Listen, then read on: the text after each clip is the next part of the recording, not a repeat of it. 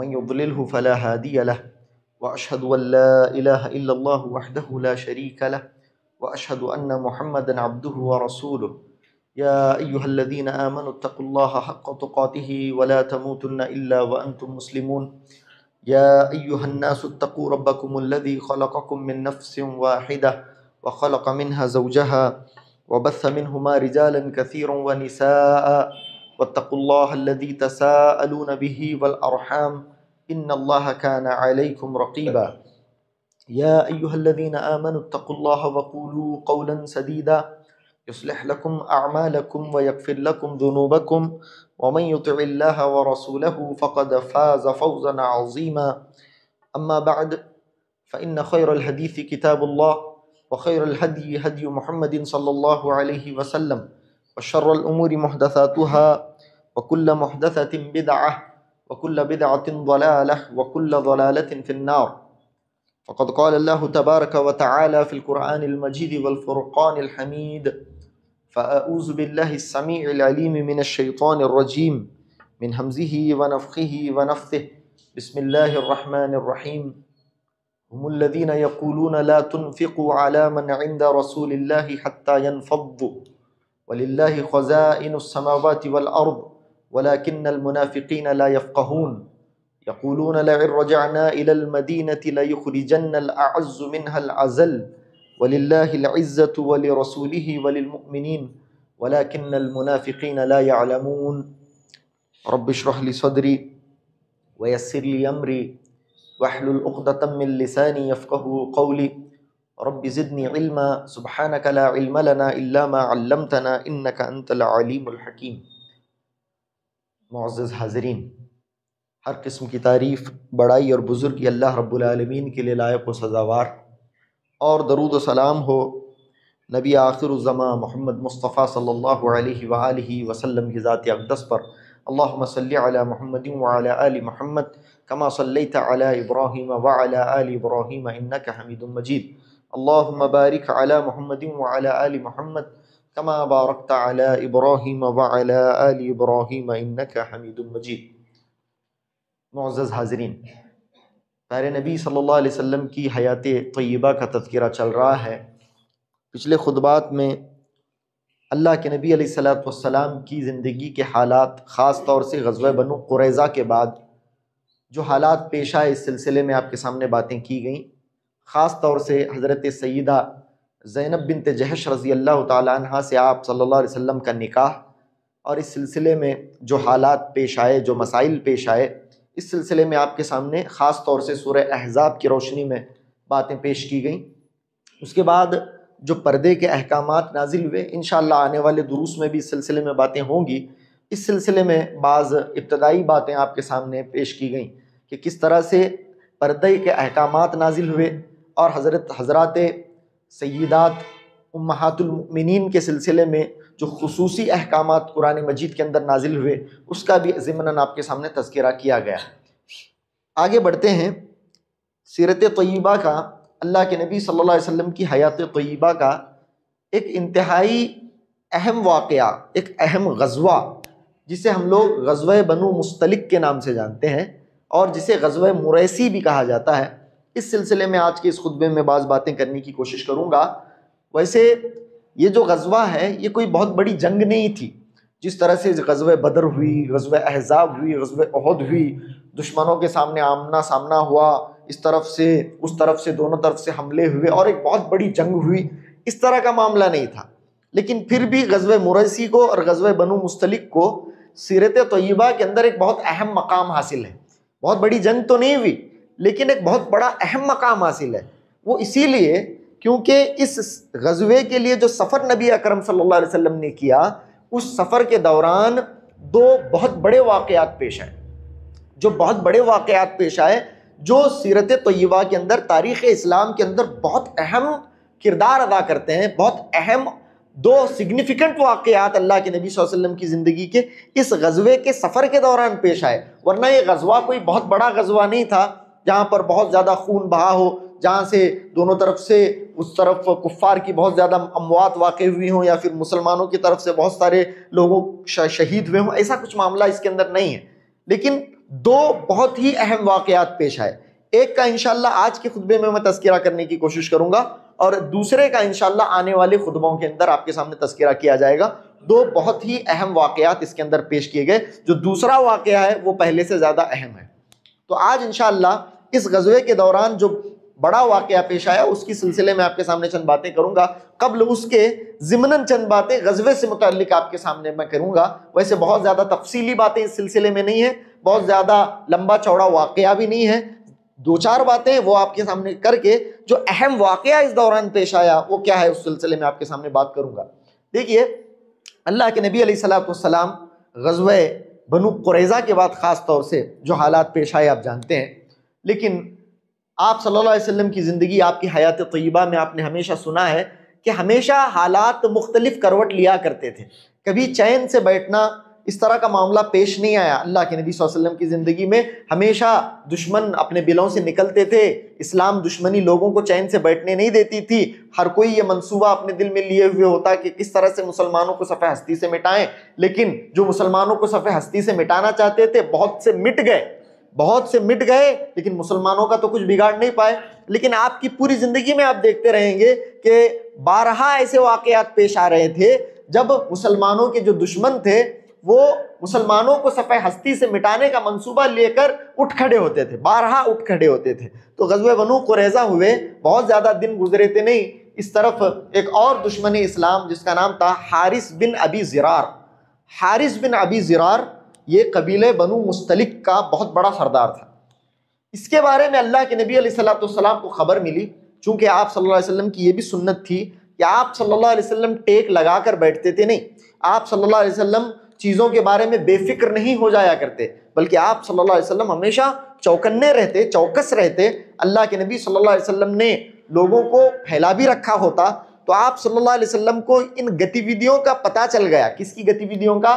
خاص طور سے حارث بن ابی زرار جو مسلمانوں کو ختم کرنے کا منصوبہ لیے ہوئے ہے اور بہت سارے اطراف کے قبائل کو کنسولیڈیٹ کر رہا ہے, جمع کر رہا ہے. جس طرح سے احزاب میں معاملہ ہوا تھا اس طرح کا معاملہ کر رہا ہے, اتنے بڑے پیمانے پر نہ صحیح, لیکن یہ اپنی بساط بھر, اپنی طاقت بھر مسلمانوں سے دشمنی نکالنے کے لیے, اپنے دل کی آگ کو بجھانے کے لیے مسلمانوں کی نفرت کی یہ کر یہ رہا تھا کہ اپنے اطراف و اکناف کے عرب قبائل کو جمع کر رہا تھا اور اپنے قبیلے کو بھی اس نے تیار کر رکھا تھا. نبی اکرم صلی اللہ علیہ وسلم کو اس سلسلے میں جیسے ہی بھنک ملی, آپ صلی اللہ علیہ وسلم نے حضرت بریدہ رضی اللہ تعالیٰ عنہ, حضرت بریدہ بن حصیب اسلمی رضی اللہ تعالیٰ عنہ, مشہور صحابی ہیں. خیر ان کے متعلق ایک مشہور حدیث ہے وہ آپ نے سنی بھی ہوگی. حضرت بریدہ اسلمی رضی اللہ تعالیٰ عنہ کو اللہ کے نبی صلی اللہ علیہ وسلم نے واقعے کی مزید جانچ کے لیے, تحقیق کے لیے اللہ کے نبی صلی اللہ علیہ وسلم نے روانہ فرمایا کہ کیا واقعتاً ایسا ہے حارث بن ابی زرار کیا مسلمانوں کے لیے لشکر اکٹھا کر رہا ہے, تیار کر رہا ہے, مسلمانوں کے لیے حملے کی تیاری کر رہا ہے,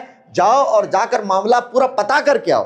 تو حضرت بریدہ رضی اللہ تعالیٰ عنہ گئے, جا کر انہوں نے واقعے کی تہ میں پہنچنے کی کوشش کی, پورے معاملات سے واقفیت حاصل کی اور اللہ کے نبی علیہ السلام کے پاس واپس آئے اور آ کر کہا جی ہاں رسول اللہ صلی اللہ علیہ وسلم آپ نے جو سنا ہے, آپ تک جو بات پہنچی ہے وہ یقیناً درست ہے.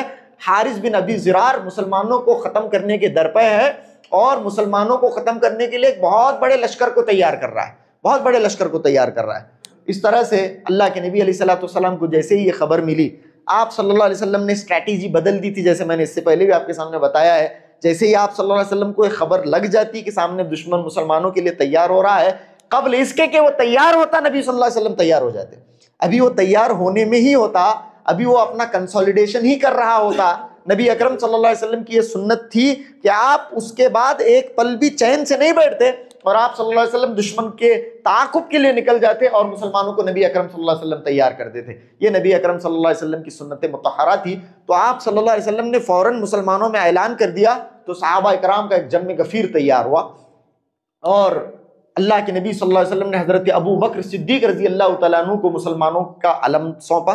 حضرت ابو بکر صدیق رضی اللہ تعالیٰ عنہ اور جو انصار تھے اس کے اندر حضرت سعد ابن عبادہ رضی اللہ تعالیٰ عنہ, سعد ابن معاذ رضی اللہ تعالیٰ عنہ تو شہید ہو گئے ہیں, اب ہیں حضرت سعد ابن عبادہ رضی اللہ تعالیٰ عنہ, بہت بڑے انصاری صحابی تھے. اللہ کے نبی صلی اللہ علیہ وسلم نے انہیں ذمہ داری دی انصار کی, کمانڈرشپ اللہ کے نبی صلی اللہ علیہ وسلم نے حضرت سعد ابن عبادہ رضی اللہ تعالیٰ عنہ کو سونپی اور ادھر سے مسلمانوں کا لشکر نکل پڑا غزوہ بنی مستلق کے لیے. بنو مستلق کے سردار حارث بن ابی زرار کے تعاقب کے لیے اللہ کے نبی صلی اللہ علیہ وسلم ادھر سے نکلے. ادھر سے وہ لوگ بھی جمع ہو رہے تھے. دیکھیے مسلمانوں کی دشمنی اس وقت آسان چیز نہیں تھی، گرچہ مسلمان کے دشمن بہت تھے، مسلمانوں کو صفحہ ہستی سے مٹانے کی خواہش بہت سارے لوگ رکھتے تھے، لیکن اتنا آسان نہیں تھا. اور انہیں پتہ چل چکا تھا کہ مسلمانوں کا تعاقب کرنا، مسلمانوں کے سامنے کھڑے ہونا، یہ اب سب کے بس کا روگ نہیں تھا. سب کو معلوم تھا جو بھی لوگ مسلمانوں کے دشمن تھے کسی کے پریشر میں جمع بھی ہو جاتے تھے مسلمانوں کے خلاف دشمنی میں، لیکن کہیں نہ کہیں ان کے دل میں بات ہوتی مسلمانوں سے کیا لڑنا ہے، مسلمانوں سے لڑ کر آج تک کون بچ پایا ہے. مسلمان اس طرح سے اپنا دبدبا منا چکے تھے. گرچہ بہت سارے عرب قبائل حارث بن ابی زرار کے ساتھ تیار تو تھے، لیکن اس میں بہت سارے قبائل جو ہے بے دلی سے تیار تھے. بہت سارے قبائل ایسے تھے جو پریشر میں، اس طرح کا مسئلہ ہوتا تھا، پولیٹیکل پریشر ہوتا تھا، ایک دوسرے کے حلیف ہوتے تھے لوگ، ایک دوسرے کے حلیف ہونے کے وجہ سے جب تمہارے اوپر حملہ ہوا تھا ہم نے تمہاری مدد کی تھی کہ نہیں کی تھی، اب ہم کسی کے اوپر حملہ کرنے جا رہے ہیں اسی لیے تم بھی ہمارے ساتھ آنا ضروری ہے. اس طرح کے بہت سارے پریشر میں بھی چند قبیلے تیار ہو گئے تھے حارث بن ابی زرار کے ساتھ. ادھر حارث بن ابی زرار نے چند جاسوسوں کو اللہ کے نبی صلی اللہ علیہ وسلم اور مسلمانوں کے لشکر کے حالات کا جائزہ لینے کے لیے روانہ کیا، چند جاسوسوں کو انفارمیشن کے لیے. جیسے ہی روانہ کیا ہوا ایسا کہ وہ جتنے جاسوس تھے سب دھر لیے گئے، سب پکڑ لیے گئے مسلمانوں کی طرف. اس میں سے بعض کو قتل بھی کر دیا گیا اور یہ واپس ان کے پاس لوٹے ہی نہیں. تو یہ سارے معاملات ایسے تھے کہ جو لوگ آلریڈی بے دلی سے حارث بن ابی زرار کے ساتھ تھے ان لوگوں کو اور بھی خوف طاری ہونے لگا. یہ کیا اتنے ایڈوانس لوگ ہیں، ہمارے سے ایک قدم آگے ہیں. جن جاسوسوں کو ہم نے ان کی انفارمیشن لینے کے لیے بھیجا تھا ان کے بارے میں وہ آلریڈی انفارمڈ تھے. یہ کتنے چوکنے لوگ ہیں، اور ان کو انہوں نے پکڑ لیا ہے، واپس بھیجنے کے لیے بھی تیار نہیں ہے، بھیج بھی نہیں رہے ہیں. اور اگر ان کو موقع ملا آمنے سامنے کا تو وہ لوگ ہمیں کہیں کا نہیں چھوڑیں گے، وہ لوگ ہم کو کہیں کا نہیں چھوڑیں گے. یہ سوچ کر حارث بن ابی زرار کے ساتھ جتنے لوگ تھے ان میں سے اکثر چھٹ گئے اور پیچھے ہٹ گئے. حارث بن ابی زرار سے کہا کہ نہیں بھائی، ہم مسلمانوں سے لڑ نہیں سکتے، خاص طور سے اس وقت جب ان کے حوصلے بہت بلند ہیں. غزوہ احزاب ہوا، حوصلے بلند ہوئے. بنو قریظہ کا معاملہ ہوا، حوصلے بلند ہوئے. اب وہ لوگ پہلے کے مقابلے میں اور بھی زیادہ قوت والے ہیں، حوصلوں کے اعتبار سے بھی وہ بہت اونچائی پر ہیں. ایسی صورت میں ان کے ساتھ ہم جنگ افورڈ نہیں کر سکتے. یہ کہہ کے عرب کے بہت سارے قبائل جو حارث بن ابی زرار کے ساتھ تھے، پہلے سے ہی بے دلی سے تھے، وہ لوگ پیچھے چھٹ گئے. بہت کم لوگ حارث بن ابی زرار کے ساتھ بچے. بنو مستلق میں اللہ کے نبی علیہ الصلوۃ والسلام اور صحابہ کرام پہنچے اور وہاں پر بہت چند لوگ تھے. اور بعض روایات اس سلسلے میں ہیں، بعض اہل علم اور اہل سیر کا یہ کہنا ہے کہ کوئی جنگ ہی نہیں ہوئی، انہوں نے ہتھیار ڈال دیے اور لوگ بھاگ کھڑے ہوئے. اور مسلمانوں کو بہت سارے اموال، بہت سارا مال غنیمت اور بہت سارے قیدی مسلمانوں کو ملے اس جنگ کے اندر. جنگ ہی نہیں ہوئی، بعض اہل سیر کا یہ خیال ہے. بعض اہل سیر کا یہ خیال ہے کہ جنگ ہوئی، اتنی بڑی نہ صحیح، لیکن جتنے لوگ حارث بن ابی زرار کے ساتھ تھے وہ لوگ ڈٹے رہے. ان لوگوں نے مسلمانوں کے ساتھ جنگ کی، لیکن بہت ہی ابتدائی طور پر ہی وہ لوگ شکست خوردہ ہو کر بھاگ کھڑے ہوئے اور ان کے عورتوں اور بچوں کو قیدی بنا لیا گیا، ان کے اموال کو قیدی بنا لیا گیا. بہت چھوٹی سی ایک جنگ پیش آئی جس کے اندر مسلمانوں کی طرف سے صرف ایک صحابی کی شہادت ہوئی، وہ بھی غلطی سے مسلمان ہی کے ہاتھوں. اس طرح کا واقعہ پیش آیا. خیر کوئی بہت بڑی کیجولٹیز اس سلسلے میں نہیں ہوئی. یہ غزوہ ہو گیا، مسلمانوں کو فتح ملی، کامیابی ملی، اللہ رب العالمین کی نصرت شامل حال رہی. مسلمانوں کو اللہ رب العالمین نے پھر سے ایک مرتبہ کامیابی سے ہمکنار فرمایا اور مسلمانوں کے جو دشمن تھے ان کے دانت کھٹے ہوئے اور وہ لوگ بھاگ کھڑے ہوئے. اس کے اندر بہت ساروں کو موت کے گھاٹ اتار دیا گیا اور بہت سارے لوگوں کو قیدی بنا لیا گیا. اب واپس مسلمان نکل. یہ بڑی تیزی سے میں نے آپ کے سامنے بتایا کیونکہ یہ بہت کوئی بڑا معاملہ نہیں ہے. اس کے اندر دو واقعے جو اہم پیش آئے اس کی طرف آپ کی توجہ مجھے مرکوز کرانا ہے. اللہ کے نبی علیہ الصلوۃ والسلام اور صحابہ بہت بڑی فتح سے، کامیابی سے اللہ رب العالمین نے جب ہمکنار فرمایا تو صحابہ اکرام اور اللہ کے نبی علیہ الصلوۃ والسلام واپس نکلے. واپس جب اللہ کے نبی صلی اللہ علیہ وسلم نکلے تو ایک جگہ اللہ کے نبی علیہ الصلوۃ والسلام نے پڑاؤ ڈالا. آپ کی یہ سنت تھی، آپ صلی اللہ علیہ وسلم پڑاؤ ڈالتے نکلتے تاکہ لشکر کو، جو لوگ آپ کے ہمراہ ہوتے ان کو زیادہ تکلیف نہ ہو.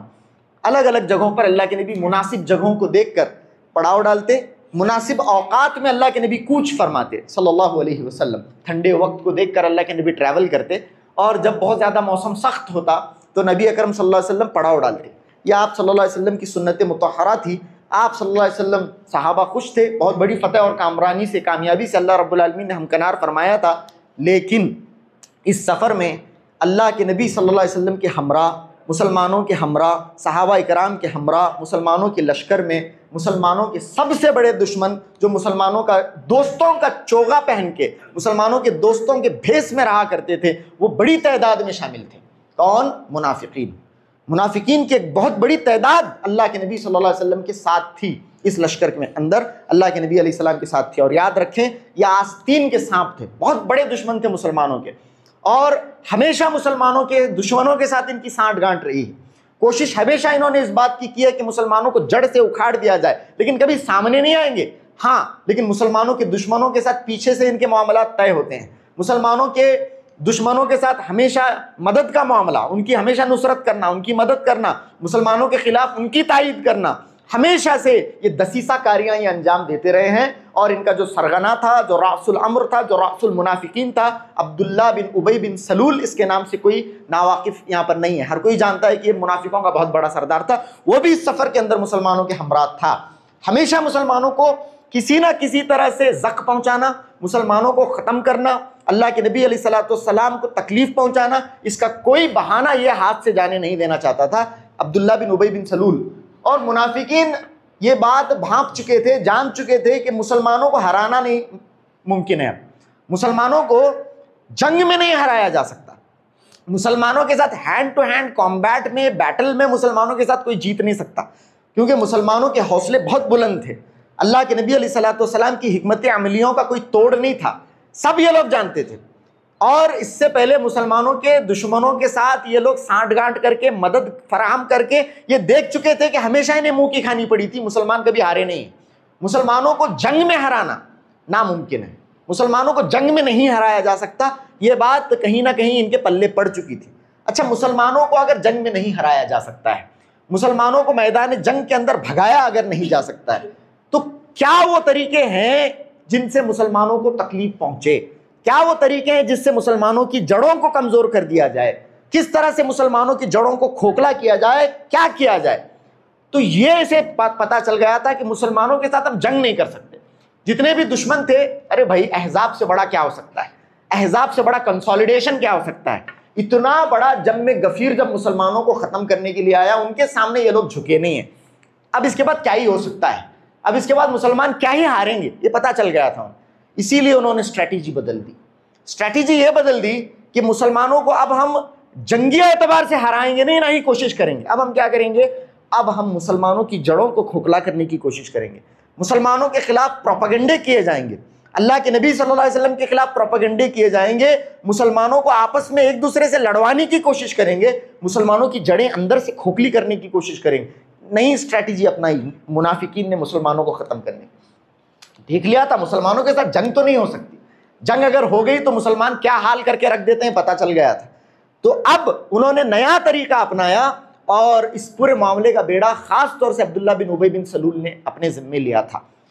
تو یہ کیسے لوگ تھے آپ جانتے ہیں، انہوں نے کیا کیا سرگرمیاں کی، مسلمانوں کے ساتھ کیا کیا معاملات ہوئے، کس طرح سے بنو قینقاع کے ساتھ ان لوگوں نے ہاتھ ملایا، کس طرح سے بنو نذیر کے ساتھ ان کی سانٹھ گانٹھ تھی، کس طرح سے معاملات ان لوگوں نے کہ غزوہ احد میں 300 لوگوں کو لے کر یہ آدمی پیچھے ہٹ گیا تھا، کیسا بدبخت قسم کا آدمی ہوگا، آپ لوگ اس کا اندازہ لگائیں کتنا کیسا بدبخت آدمی تھا، 300 لوگوں کو عین میدان جنگ سے لے کر یہ نکل گیا تھا، کیسی حوصلہ شکنی ہوئی ہوگی، کیا معاملات ہوئے ہوں گے۔ آپ نے دیکھا کہ اس کے نتیجے میں کیا معاملات پیش آئے ہیں، اتنا بڑا مسلمانوں کا دشمن تھا یہ عبداللہ بن ابی بن سلول ہمیشہ، اور خاص طور سے جیسے میں نے پچھلے درس میں آپ کے سامنے بتایا، حضرت سیدہ زینب رضی اللہ تعالیٰ عنہ کے نکاح کے سلسلے میں سب سے زیادہ پروپیگنڈا کرنے والا یہ آدمی تھا۔ ارے اپنے بیٹے کی بیوی سے نکاح کرنا، نعوذ باللہ، اس طرح کا پروپیگنڈا اس نے مدینے میں پھیلایا تھا یہ عبداللہ بن ابی بن سلول، اور یہی کہہ رہا تھا نعوذ باللہ من ذالک، ایسی ہوائیں مدینے کے اندر ان لوگوں نے خراب کی تھی، نعوذ باللہ ثم نعوذ باللہ۔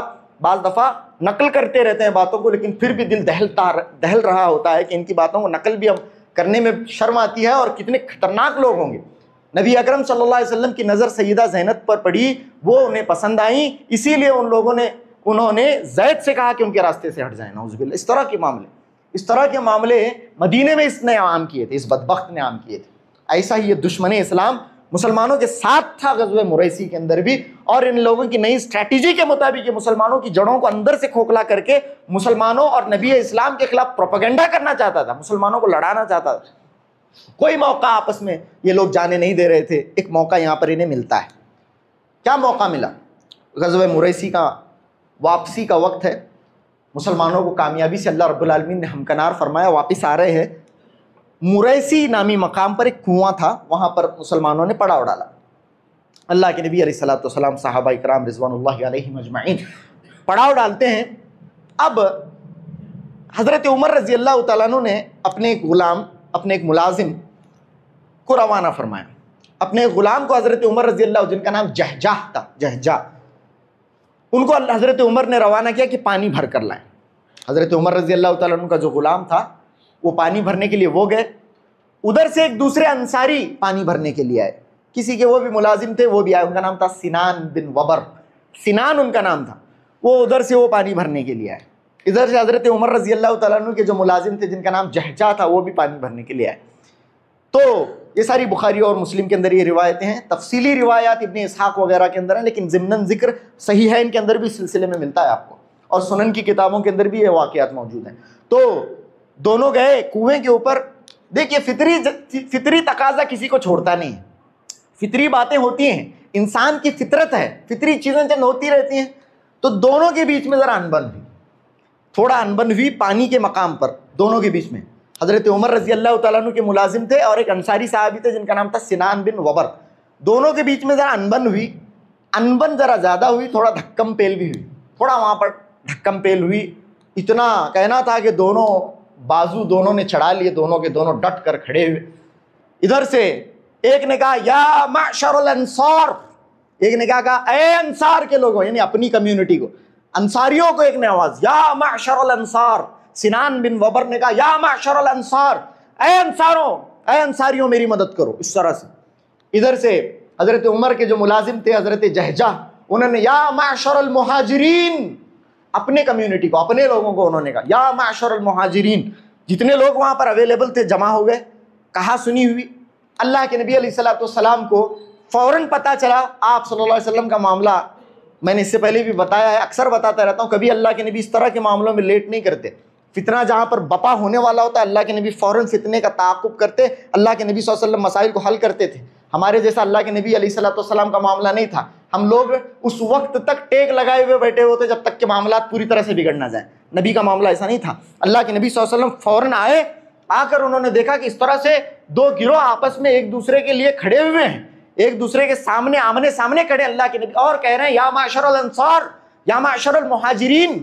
یہ کہا اللہ کے نبی صلی اللہ علیہ وسلم نے فرمایا ما بال دعوى الجاہلیہ دعوها فانها منتنہ۔ اللہ کے نبی نے فرمایا یہ کیا، یہ کیسی جاہلیت کی پکار پکارتے ہو، یہ کیسی جاہلیت کی آواز ہے، یعنی اپنی کمیونٹی کو بلانا، اپنے جماعت کو بلانا، یا معشر الانصار کہنا، یا معشر المہاجرین کہنا، اس حال میں کہ جب تم سب مسلمان ہو، اپنے اپنے لوگوں کو بلانا۔ اللہ کے نبی نے کہا یہ جاہلیت کی پکار ہے، اسے چھوڑ دو، یہ بدبودار پکار ہے، اس پکار سے بدبو آتی ہے۔ اللہ کے نبی نے فرمایا صلی اللہ علیہ وسلم، اللہ کے نبی نے کہا یہ بدبودار پکار ہے۔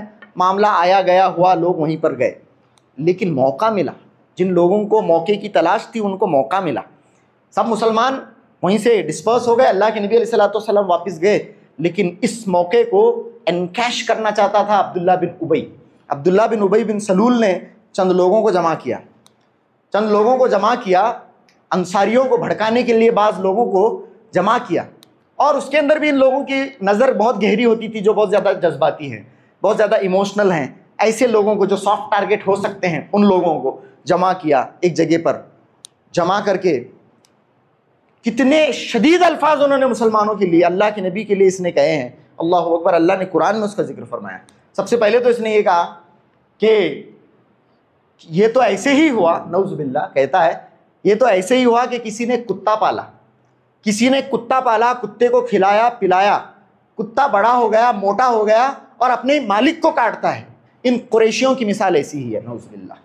ان مہاجرین کی مثال ایسی ہی ہے، تم لوگوں نے انہیں پناہ دی، تم لوگوں یہ بے یار و مددگار تھے، اپنا سب کچھ چھوڑ چھاڑ کر آئے تھے، کس نے مدد کی؟ تم نے مدد کی۔ دیکھو آج یہ تمہارے ہی خلاف اپنے زانوں، اپنے بازوؤں کو پھیلا رہے ہیں، یہ تم لوگوں کو ہی بھگانا چاہتے ہیں، تم لوگوں کی غلطی ہے، اس طرح سے اس موقع کا فائدہ اٹھا رہا ہے۔ اللہ اکبر، اس طرح کے الفاظ اس نے استعمال کیے کہ کسی نے کتا پالا نعوذ باللہ، اس طرح کے الفاظ استعمال کیے اور کہنے لگا وہاں سب لوگوں کو، دیکھو تم لوگوں نے ان کی آج تک بہت مدد کی ہے، بہت مدد کی، اس کے بعد سے ایک پیسے کی مدد نہ کرو، ان کی ایک پیسے کی مدد نہ کرو، دیکھو یہ کس طرح سے چھٹ جاتے ہیں تم سے، کس طرح سے یہ لوگ چلے جائیں گے، ان کی تم انصاریوں نے مدد کی ہے، مدینے والوں نے تم نے مدد کی ہے، اسی لیے یہ لوگ تمہارے سر پر چڑھ کر بیٹھ گئے، ان کی مدد کرنے کی ضرورت نہیں ہے، کسی طرح کی لا تنفقو، ان کے اوپر مدد نہ کی جائے، ان کے اوپر خرچ نہ کیا جائے۔ ایک دوسرا، ہم لوگ معزز ہیں، یہ لوگ وہاں سے آئے ہیں، مدینے کو جاتے ہی ہم لوگ دکھائیں گے کہ مدینے والے کون ہیں، ہم لوگ معززین ہیں، ہم لوگ مدینے کو جاتے ہی ان ذلیلوں کو، نعوذ باللہ من ذلک، قرآن کا ذکر ہے، آیت پڑھنے والا ہوں انشاءاللہ۔ تو قرآن کے اندر اللہ رب العالمین نے اس کا پورا ذکر فرمایا، اس نے کہا کہ ہم مدینے پہنچتے ہی ہم میں سے ہر عزت والا یعنی مدینے والا ان ذلیلوں کو مدینے سے نکال دے گا، ہم لوگ اب ان کا برداشت نہیں کرنے والے ہیں۔ اس سے وہاں پر بھڑکاؤ بھاشن اس طرح سے لوگوں کے سامنے کھڑے ہو کر، ایک گروہ کے اندر اس سارا معاملہ، سارے صحابہ کے سامنے نہیں، سارے انصاری صحابہ کے سامنے، سارے مہاجرین صحابہ کے سامنے نہیں، چند لوگوں کے سامنے اس طرح کی باتیں کر رہا ہے، اس طرح کا زہر اگل رہا ہے، اس طرح کا زہر اگل رہا ہے۔ اتفاق سے وہاں ایک صحابی موجود ہے، حضرت زید بن ارقم رضی اللہ تعالیٰ عنہ، وہاں پر اسی گروہ میں نے جہاں بول رہا نہیں وہاں ہیں، کون ہیں؟ حضرت زید بن ارقم، اور نسبتاً چھوٹے ہیں۔ حضرت زید بن ارقم کے نسبتاً دوسروں کے مقابلے میں ذرا چھوٹے ہیں، ذرا چھوٹا لڑکا ہے، بول کو انہیں بھی بہت زیادہ سیریسلی نہیں لے ان کو، نہیں تو انہوں رہے تو کوئی انصاری یا پھر کوئی پکا مسلمان، کوئی بہت مضبوط مسلمان اگر وہاں پر ہوتا تو یہ منہ بھی نہیں کھولتا۔ حضرت زید بن ارقم تھے، نسبتاً چھوٹے تھے، اسی لیے اس نے جتنا زہر اگلنا تھا اگل دیا۔ حضرت زید بن ارقم رضی اللہ تعالیٰ عنہ وہاں پر موجود تھے، سب کچھ سنا۔ حضرت زید بن ارقم نے سیدھا نبی کے پاس، سیدھا اللہ کے نبی علیہ الصلوۃ والسلام کے پاس گئے، جا کر سب کچھ بیان کرتے، اے اللہ کے نبی علیہ الصلوۃ والسلام، منافقوں کا سردار عبداللہ بن ابی، اللہ کے نبی علیہ الصلوۃ والسلام دو باتیں، خاص طور سے دو باتیں اس نے کہی ہیں۔ ایک یہ کہ وہ انصاریوں سے کہہ رہا ہے کہ اب ان لوگوں کے اوپر کچھ بھی خرچ کرنے کی ضرورت نہیں ہے، کچھ بھی خرچ نہ کرو، ان کی کوئی فائنینشیل ایڈ، کوئی فائنینشیل مدد ان کو فراہم کرنے کی ضرورت نہیں ہے۔ ایک، اگر تم انہیں فائنینشیل مدد نہیں فراہم کرتے ہو، یہ لوگ چھٹ جائیں گے، یہ لوگ تم سے دور ہو جائیں گے، اور ان کے دور ہونے میں ہی تمہاری بھلائی ہے، ان کو اوپر کچھ بھی خرچ نہ کرو، اس نے ایک کہا۔ دوسرا، اے نبی صلی اللہ علیہ وسلم، یہ بدبخت کہتا ہے کہ جیسے ہی مدینے پہنچیں گے تو ہم میں کا عزت والا ہم میں سے ذلت والے کو نکال باہر کرے گا، یا آپ کے بارے میں، مہاجرین کے بارے میں ایسے الفاظ استعمال کرتا ہے۔ نبی اکرم صلی اللہ علیہ وسلم سخت، اللہ کے نبی علیہ الصلوۃ والسلام کو دھچکا لگا ان الفاظ سے۔ سیدنا عمر رضی اللہ تعالیٰ عنہ وہاں پر بیٹھے ہیں، آپ جانتے ہیں ان کا مزاج کیسا تھا۔ سیدنا عمر رضی اللہ تعالیٰ عنہ نے تلوار کو میان سے نکالا اور کہا، اے نبی صلی اللہ علیہ وسلم اجازت دے دے اس کا سر اس کے دھڑ سے جدا کر دو۔ اللہ کے نبی صلی اللہ علیہ وسلم کو حضرت عمر رضی اللہ تعالیٰ، ایک اور روایت میں کہا، اللہ کے نبی سے حضرت عمر نے کہا، اے نبی صلی اللہ علیہ وسلم عباد بن بشر کو بھیجیں اور اس کا سر وہ لا کر دے گا آپ کو۔ اس طرح کے الفاظ اس بدبخت نے آپ کے بارے میں کہے ہیں۔ اللہ کے نبی سے حضرت عمر نے اجازت طلب کی، اللہ کے نبی صلی اللہ علیہ وسلم نے فرمایا، ما يتحدث الناس ان محمدا يقتل اصحابہ۔ اے نبی صلی اللہ علیہ وسلم، اللہ کے نبی نے حضرت عمر سے کہا، فکیف یا عمر اذا يتحدث الناس ان محمدا يقتل اصحابہ۔ اے عمر، اس وقت کیا ہوگا جب لوگ یہ کہیں گے کہ محمد اپنے صحابیوں کو مارتا ہے؟ یہ تو صحابی کا چوگا پہنا ہوا تھا نا، صحابی کا اس نے ڈسگائز اختیار کیا ہوا تھا، صحابی بن کر پھرتا تھا۔ تو حضرت عمر، اللہ کے نبی صلی اللہ علیہ وسلم بہت حکمت والے ہیں، آپ صلی اللہ علیہ وسلم موقعوں کی نزاکت کو جانتے ہیں، بہت بڑی بات نہیں تھی اللہ کے نبی صلی اللہ علیہ وسلم کو حضرت عمر کو بھیجنا، اور حضرت عمر رضی اللہ تعالیٰ عنہ کیا حال کرتے تھے آپ جانتے ہیں، بہت بڑی بات نہیں تھی اللہ کے نبی کے لیے، لیکن نبی صلی اللہ علیہ وسلم بہت حکمت سے کام کرتے تھے۔ آپ صلی اللہ علیہ وسلم نے کہا، عمر اس وقت کیا ہوگا جب لوگ یہ کہنے لگ جائیں گے، کیونکہ عبداللہ بن ابی اکیلا تھوڑی تھا، اس کے ساتھی بھی تھے، وہ یہ پروپیگنڈا کرنے لگ جائیں گے ان محمدا یقتل اصحابہ، کہ محمد اپنے ساتھیوں کا قتل کرتے ہیں، محمد اپنے ساتھیوں کا قتل کرتے ہیں۔ تو حضرت عمر خاموش رہے۔ اللہ کے نبی نے حضرت عمر رضی اللہ تعالیٰ عنہ سے کہا، اذن بالرحیل، اذن بالرحیل، اے عمر لوگوں سے کوچ کرنے کے لیے کہو، لوگوں سے کوچ کرنے کے لیے کہو، اب یہاں ہم زیادہ نہیں ٹھہر سکتے، یہاں فتنہ ہوا ہے۔ اللہ کے نبی صلی اللہ علیہ وسلم نے کہا، اذن بالرحیل، لوگوں کو کہو کہ یہاں سے نکلیں۔ حضرت عمر رضی اللہ تعالیٰ عنہ نے لوگوں کو نکلنے سے، اللہ کے نبی کا حکم ہے نکلو، سب لوگ ایکسپیکٹ نہیں کر رہے تھے، نکلنے کا کوئی وقت نہیں تھا، نبی کے مزاج سے بھی واقف تھے کہ نبی ایسے آڈ ٹائمز پر نکلتے نہیں، کوچ نہیں کرتے ہیں، ڈپارچر نہیں کرتے ہیں۔ سب کو تعجب ہوا، حضرت اسید بن حضیر اللہ کے نبی کے پاس آئے صلی اللہ علیہ وسلم، حضرت اسید بن حضیر رضی اللہ تعالیٰ عنہ آئے اور کہا اے اللہ کے نبی صلی اللہ علیہ وسلم یہ تو وقت نکلنے کا نہیں تھا، آپ ایسے وقت میں نکلتے نہیں ہیں، آپ نے کوچ کے لیے کیوں کہا؟ کیا تم نے نہیں سنا تمہارے ساتھی نے کیا کہا ہے؟ عبداللہ بن ابی بن سلول نے کیا کہا ہے؟ ایسا کہا۔ حضرت اسید بن حضیر رضی اللہ تعالیٰ عنہ کو بھی سخت غم ہوا۔ حضرت اسید بن حضیر رضی اللہ تعالیٰ عنہ کو پتہ چلا، انہوں نے کہا اے اللہ کے نبی صلی اللہ علیہ وسلم وہ آدمی آپ کے آنے سے پہلے اسے بادشاہ بنایا جانے والا تھا، اس کی سرداری لوگوں نے تسلیم کر لی تھی، اس کے لیے تو تاج بھی تیار کیا جا رہا تھا، لیکن آپ کے آنے سے اس کی بادشاہت چونکہ دھری کی دھری رہ گئی ہے، ہو سکتا ہے اس کی وجہ سے یہ آدمی اس طرح کے الفاظ استعمال کر رہا ہے۔ حضرت اسید بن حضیر رضی اللہ تعالیٰ عنہ نے کہا۔ یہ حضرت زید بن ارقم رضی اللہ تعالیٰ عنہ نے یہ ساری باتیں جیسے اللہ کے نبی صلی اللہ علیہ وسلم کو بتائی، ادھر سے اسے معلوم ہوا۔ کسے معلوم ہوا؟ یہ عبداللہ بن ابی بن سلول کو معلوم ہوا کہ اللہ کے نبی علیہ السلام تک یہ بات پہنچ گئی ہے، نبی صلی اللہ علیہ وسلم سخت ناراض ہیں، آپ نے نکلنے کا حکم دیا ہے۔ فوراً دوڑتا اللہ کے نبی کے پاس ہے۔ دیکھیے کس طرح سے جھوٹا آدمی ہے، ان المنافقین لکاذبون، قرآن نے ایسے ہی نہیں کہا ہے، منافقین جھوٹے ہیں۔ اللہ کے نبی علیہ السلام کے پاس آتا ہے، اپنے ساتھیوں کے ساتھ آتا ہے، بعض انصاری صحابہ بھی وہاں پر موجود ہیں، اور چونکہ مدینے کی بڑی شخصیت تھی، عبداللہ بن ابی بن سلول کوئی چھوٹا آدمی نہیں تھا، بڑا آدمی تھا۔ آ کر اس نے کہا قسم کھا کر کہتا ہوں میں نے ایسا کوئی لفظ نہیں استعمال کیا، میں نے ایسی کوئی بات نہیں کی، بخاری کی حدیث ہے، میں نے ایسا کچھ نہیں کہا۔ اور حلفو، وہاں پر جتنے لوگ تھے اس کے ساتھی جتنے منافق سب نے قسم کھانی شروع کی۔ اللہ اکبر۔ اسی لیے قرآن کہتا ہے اتخذوا ایمانہم جنۃ فصدوا عن سبیل اللہ، یہ لوگ اپنی قسموں کو ڈھال کے طور پر استعمال کرتے ہیں، جب بھی موقع ملتا ہے قسم کھاتے ہیں، تو قسم کھا مکھا جو لوگ جھوٹے ہوتے ہیں، بعض لوگ قسم کا سہارا لیتے ہیں، ہمارے اندر یہ عادت نہیں ہونی چاہیے، جب بھی اس طرح کا موقع ملتا ہے بعض جھوٹے قسم کے لوگ قسم کھانا شروع کر دیتے ہیں، نعوذ باللہ، یہ منافقوں کی خصلت ہے، قسم کھائی اس نے۔ وہاں پر انصاری صحابہ بھی تھے، اتنا قسم کھا رہا ہے، اتنی منتیں سماجتیں کر رہا ہے، ہو سکتا ہے کہ اس نے نہیں کہا ہوگا۔ انصاری صحابہ نے کہا اے نبی صلی اللہ علیہ وسلم زید ذرا چھوٹے ہیں، بہت ممکن ہے کہ سننے میں غلطی ہوئی ہو، اسی لیے آپ ذرا ان سے معاف درگزر کا معاملہ کریں، زید چھوٹے بھی ہیں، سننے میں غلطی ہوئی ہوگی۔ اللہ کے نبی علیہ الصلوۃ والسلام نے بھی ایسے ہی کیا، ہو سکتا ہے کہ زید سے غلطی ہوئی ہو سکتا ہے، بہت ممکن ہے۔ حضرت زید کو اتنی تکلیف ہوئی اس سے، ما اصابتنی حم من قبلہ قط، حضرت زید کہتے ہیں اتنا غم مجھے میری زندگی میں کبھی نہیں ہوا، اتنی تکلیف ہوئی، یہ آدمی مجھے جھوٹا ثابت کر رہا ہے نبی کے سامنے، اتنے خطرناک الفاظ اس نے استعمال کیے، نبی کے سامنے مجھے جھوٹا ثابت کر رہا ہے۔ حضرت زید رضی اللہ تعالیٰ عنہ بہت پریشان ہوئے، گئے حضرت زید رضی اللہ تعالیٰ عنہ بہت پریشان ہو کر بیٹھے تھے اپنے حجرے میں، جہاں پر بھی تھے بہت پریشان، یہ لوگ بھی گئے۔ اللہ اکبر۔ صحابہ اسی لیے صحابہ ہیں، صحابہ کی تکذیب منافقین نے کی ہے تو اللہ نے صحابی کی تصدیق فرمائی ہے، صحابہ ہیں۔ اللہ رب العالمین نے آسمان سے قرآن کے اندر آیتیں نازل فرمائی، زید نے جو کہا ہے سچ کہا ہے، ہم الذین یقولون لا تنفقوا علی من عند رسول اللہ حتی ینفضوا وللہ خزائن السماوات والارض ولکن المنافقین لا یفقہون یقولون لئن رجعنا الى المدینة لیخرجن الاعز منها الاذل وللہ العزۃ ولرسولہ وللمؤمنین ولکن المنافقین لا یعلمون۔ اللہ رب العالمین نے آیت نازل فرمائی، یہ وہ لوگ ہیں جو لوگ کہتے ہیں کہ نبی کے ساتھیوں کے اوپر خرچ نہ کرو، نبی کے ساتھ ان لوگوں نے ایسا کہا ہے، قرآن میں آیت نازل فرمائی، ایگزیکٹلی ہز ورڈز، قرآن مجید کا، اور یہ بھی ڈائریکٹ اور انڈائریکٹ سپیچ کے اندر اللہ نے ڈائریکٹ سپیچ استعمال فرمایا ہے، یہ نیریشن نہیں ہے بلکہ اس کے بیان ہی الفاظ قرآن مجید استعمال کرتا ہے اس کے ضمیر کے ساتھ۔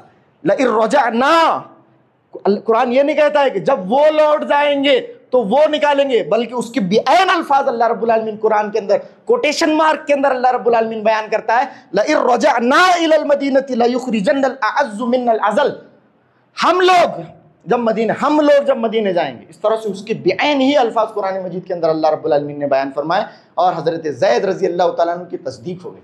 حضرت زید کی تصدیق ہوئی، صحابہ گئے اور انہیں مبارکباد پیش کی، زید تم ایسا سمجھنے کی ضرورت نہیں، اللہ نے آسمان سے تمہارے سلسلے میں آیتیں نازل فرمائی ہیں، ان لوگوں نے جو تمہاری تکذیب کی تھی اللہ نے تمہاری تصدیق کے سلسلے میں آیتیں نازل فرمائی۔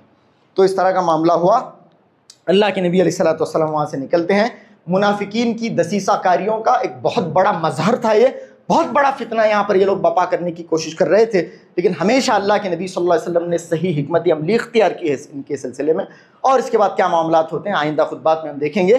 بہت اہم واقعہ غزوہ مریسی، غزوہ بنو مستلق جو ہے بہت بڑا واقعہ دین اسلام کے اندر یہ پیش آیا، تاریخ اسلام کے اندر، اس سے بڑھ کر لرزہ دینے والا، کپ کپی طاری کر دینے والا ایک واقعہ پیش آتا ہے اسی دوران۔ انشاءاللہ اس سلسلے میں آئندہ خطبات میں آپ کے سامنے باتیں پیش کرنے کی کوشش کروں گا۔ آخر میں اللہ رب العالمین سے دعا ہے کہ اللہ رب العالمین ہمیں کہنے اور سننے سے زیادہ عمل پیرا ہونے کی توفیق عطا فرمائے۔ نبی اکرم صلی اللہ علیہ وسلم کی حیات سعیدہ سے، حیات طیبہ سے یہ جو انمول موتی ہمیں بعض دفعہ مل جاتے ہیں، یہ جو ملتے ہیں، اس پر اختیار کرتے ہوئے اپنی زندگی کو اس سانچے میں ڈھالنے کی اللہ رب العالمین ہمیں توفیق عطا فرمائے۔ تادم حیات حالت ایمان اور حالت اسلام اور سنت پر اللہ رب العالمین ہمیں قائم رکھے، اور جس دن ہم دنیا سے چلے جائیں اللہ رب العالمین ہمیں حالت ایمان اور حالت اسلام سے اٹھائے اور ہمارے زبانوں پر کلمہ طیبہ جاری فرمائے۔ وآخر دعوانا ان الحمد للہ رب العالمین، وصلی اللہ علی نبینا محمد وآلہ وصحبہ وسلم تسلیما کثیرا۔